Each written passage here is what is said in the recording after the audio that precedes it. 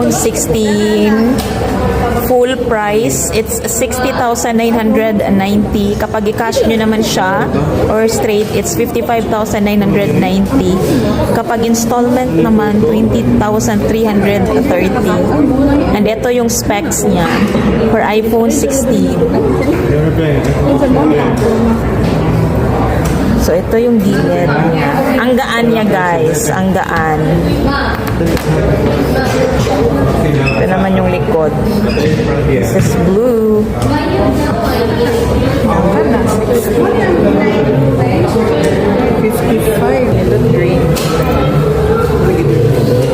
This is the back camera or main camera. Ayan, ang ganda din niya. In fairness, maganda din siya. Pareho lang ng quality sa iPhone 16 Pro Max.